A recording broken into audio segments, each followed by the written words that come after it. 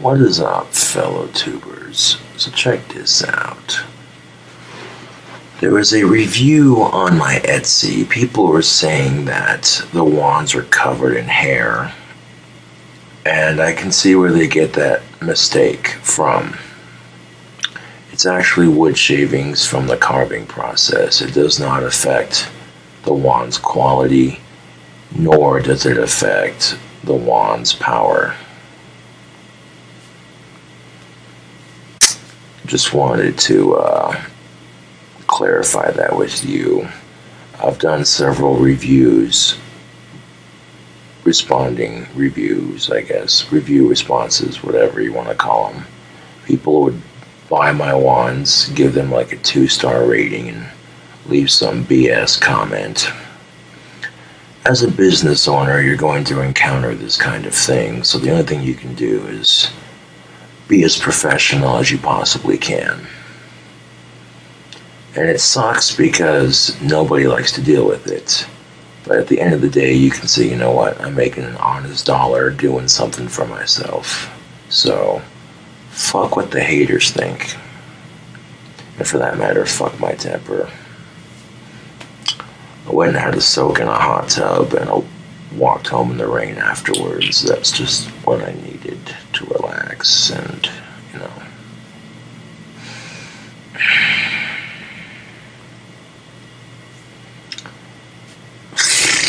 I hate being a perfectionist, and then when I get hungry on top of it, I get very cranky, and that's just not necessary.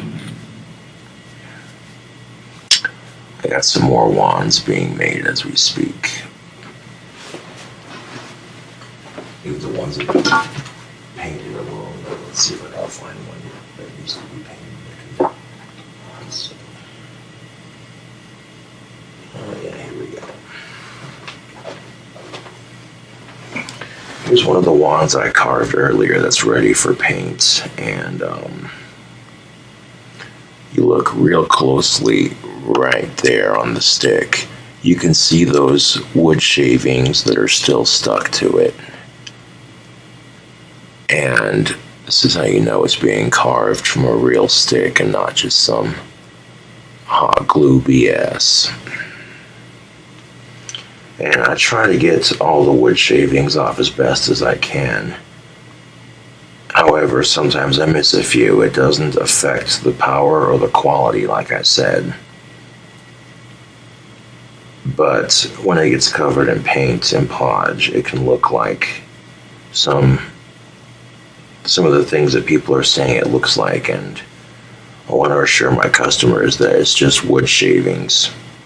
After taking a bark knife and carving all the bark off of it, and then taking my branch cutters, the small ones that I have, and snipping a point into the end and leaving the bark on the handle just for some texture, and then taking some sandpaper and sanding it smooth and getting rid of all the lines.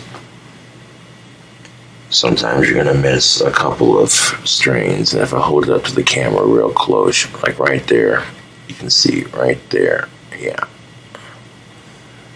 This is something I can also do if I want the wands to be a bit smoother, is get rid of those little, this is what they're talking about. This is what I'm talking about. These are the little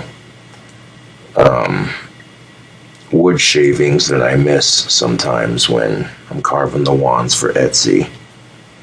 And it's better to get them off now than when the paint's on there, because then you gotta repaint it if it peels off anything.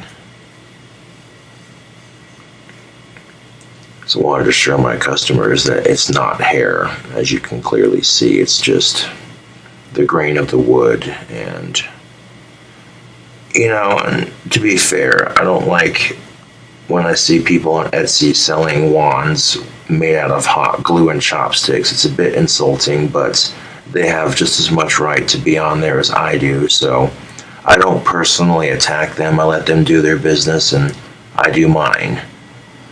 So that being said, what gives these goddamn haters the right to attack me just because I have a successful Etsy?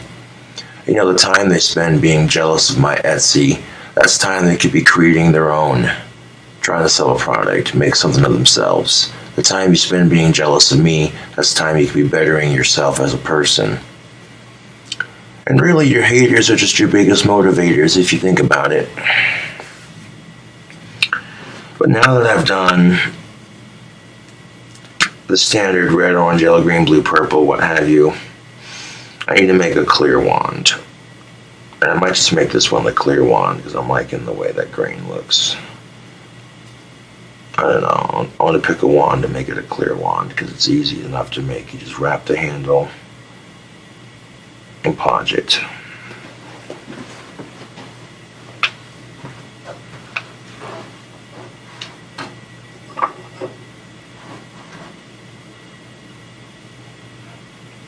This one's got a pretty red bark on it. So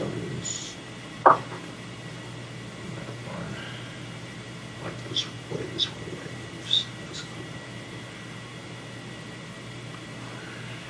cool. I can make that long one the roster wand. But I like the way this clear wand waves after sanding all the nubs off of it. It's got kind of a sort of, zigzaggy effect. So once you've carved your wand, if you wanted to add a handle after painting it, just basic leather, it's real easy. I need two things.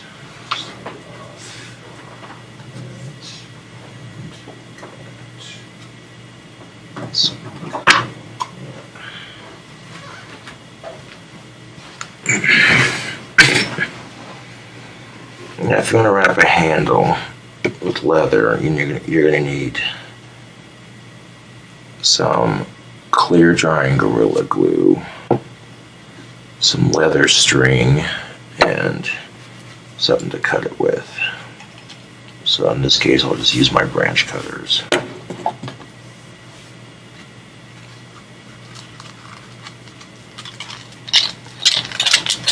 Right now I have a night video I made walking around downtown, messing with the street lights, addressing the rumor that's circulating on my Etsy page.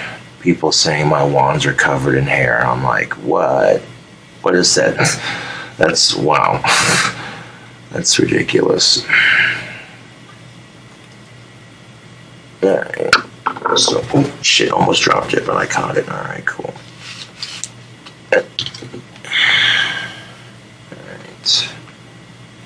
Now that we got our wand carved out, let's add a handle to it. And this is the wand I want to make, the clear wand. And look at that. See that? That's a wood shaving right there, if I ever did see one. Before I wrap the handle, let's go ahead and peel that off. Yeah, I see you. Get off of there. And sometimes I don't get the wood shavings off all the way. And like I said, it doesn't hurt the quality or the power of the wand. At least that's how you can tell it's carved out of a real stick and not just some chopstick hot glue mess. Which makes them a bit more authentic, because you can see, all the colors of the grain and the imperfections in the cut of it. So I take this leather and to start the handle,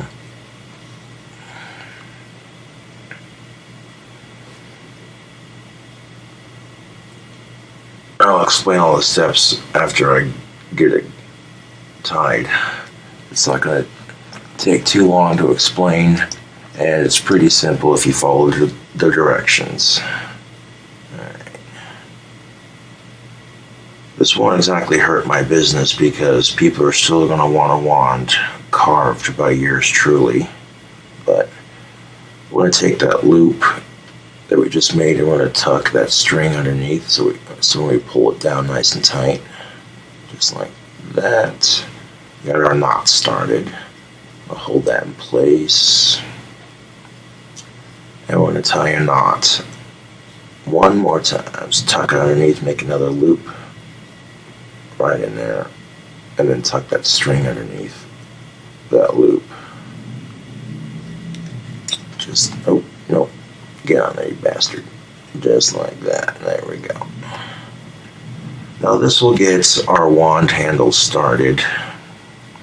So what I'm going to do now with this leather is I'm going to tuck this little piece that we just made right there underneath. And we're going to hold that piece flat to the stick, and we're going to sit here with our roll of leather string, and we're going to wrap it. I'm pulling it as tightly as we can, just holding it tight and pulling it tight. Now that we got it down here, we're going to rewrap it to the opposite direction to kind of give it that effect that we're going for. Again, we want to hold it nice and tight. We don't want these loops coming off while we glue it.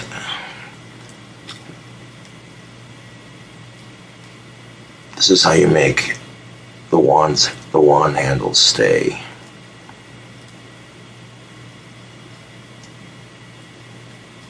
Pretty much.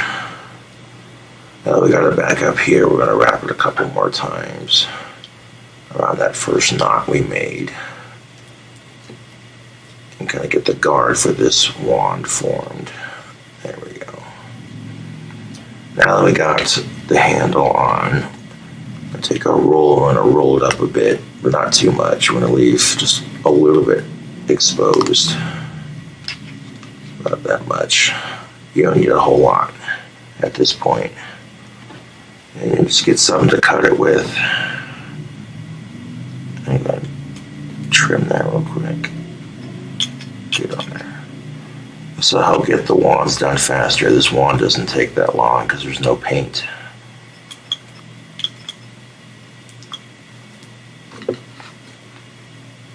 Come on. Slimy, shag, nasty cut.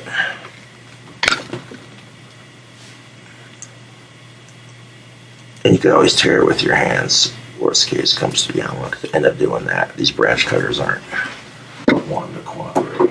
Those are more for cutting wood anyways. There we go. Just yank it. Didn't take that. Of course, right there, it broke right where I cut it, so I guess that works just fine. Alright, so now we're going to pull that and leave that little string right there. We're going to loop it around our finger, and to keep it from coming off and coming unraveled. And this is the tricky part. This knot's going to be a lot more difficult than the first two that we made earlier. This is where you want to try to tie another knot at the top with the leather. If you're going to unwrap it just a little bit to make that loop come around one more time. And okay, I can remove my finger. There we go. Make that final loop right there and pull it nice and tight. And push that little strand right through the hole one more time.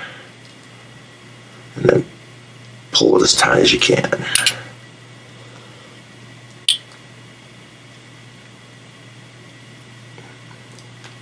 There we go. Now what I'm going to do now is, after putting it on there, I'm kind of stretch out the leather just a bit so it goes down the handle a bit more. Kind of spread it out just a little bit so it's not just all clumped up in one area.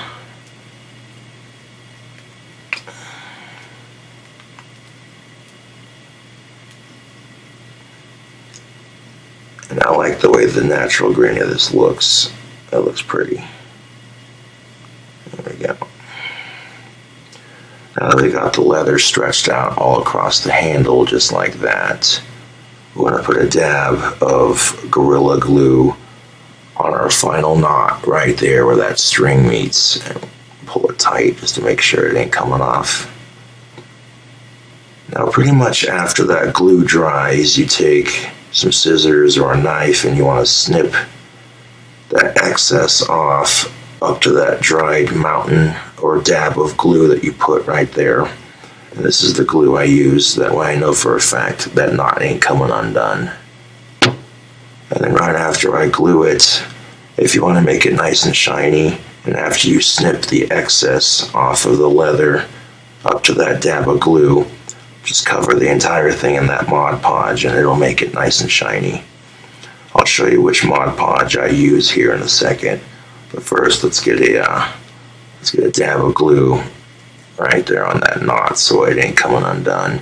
I want to set that somewhere to dry so that way it ain't getting messed with.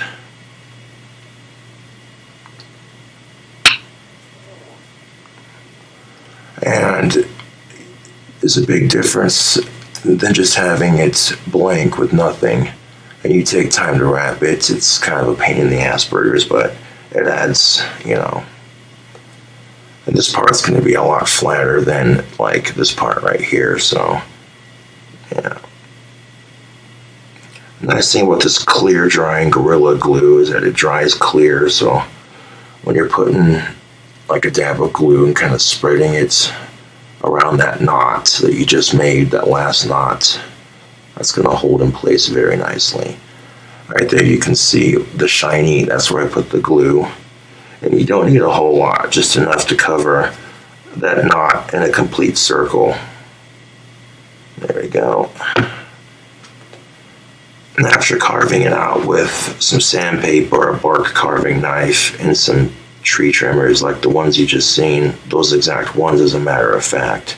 Now we're going to let this bitch dry, and when it's done drying, we'll just, like I said, trim the excess off that leather so it's flat with the glue that's dried, and then cover it in Mod Podge, and there you be.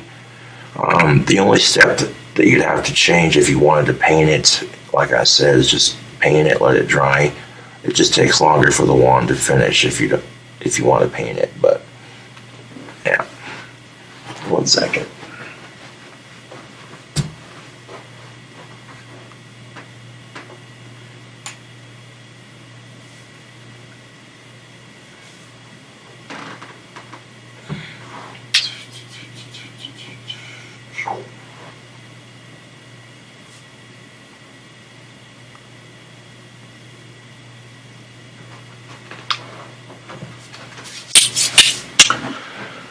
Once you're done with the Gorilla Glue, squeeze that air back out kind of like that so it doesn't have that squished air in there.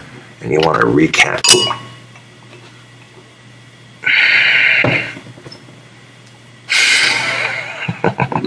That's the little shit I'm talking about as I drop the cap into my cup, and that's got to be washed out. Son of a bitch.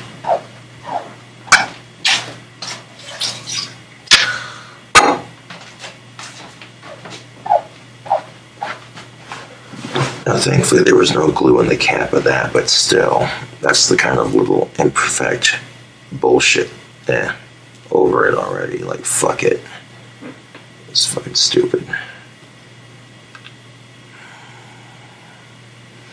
In other news, Notre Dame caught fire. Did somebody let Quasimodo play with the lighter again? Oh. Or is God just pissed off at Catholics for molesting children and hating on homosexuals? Have you seen The Last Supper? I don't see any chicks there. Just saying. But before you go off calling me an asshole, hear me out. Jesus had sex with a female prostitute who was of age. So these sick fucks need to realize that sex is not a sin, but the person must be of age and it must be consensual, and you should be safe with it. Simple enough. And if you still have a problem with it, talk to that asshole upstairs, right?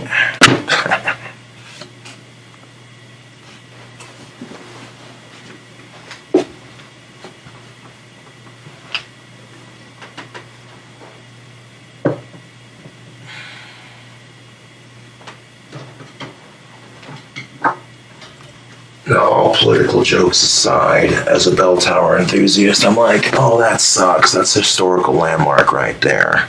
And thankfully, no one was hurt, so that I know of. They didn't say anything in the news about people dying, whatever. They just said, Notre Dame is burnt to the ground. And I'm like, oh, shit, that sucks.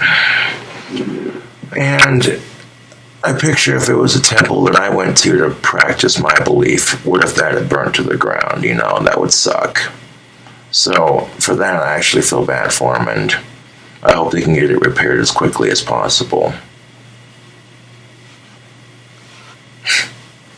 People think, well, you practice magic, wouldn't you be against that God-loving bullshit?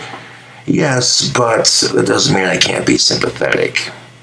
I mean, what are you going to do when something like that happens? Like, well, shit, that just happened. Like, you're sitting there, you know, you really can't complain when the glue cap comes off. I mean, when it falls into your cup or whatever, you know, it's just, it is what it is.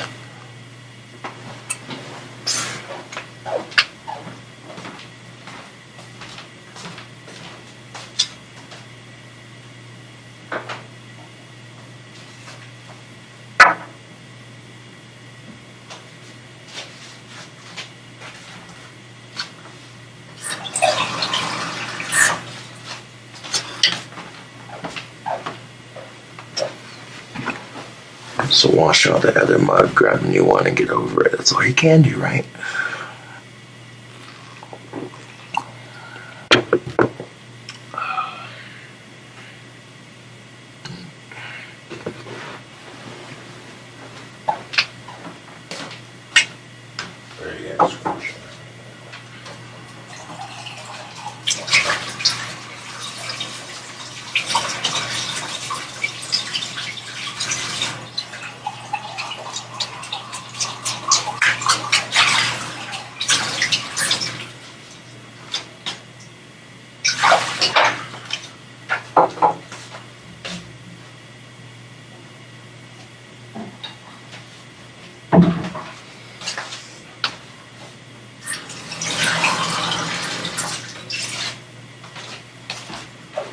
I mean, there wasn't really anything in the cap, but just to be on the safe side, fucking rinse it out with some hot water. You should be fine, yeah.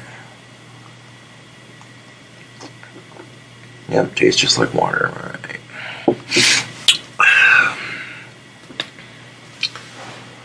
No sense in... That's the kind of little shit that would set me off, like, I don't know why, but, yeah.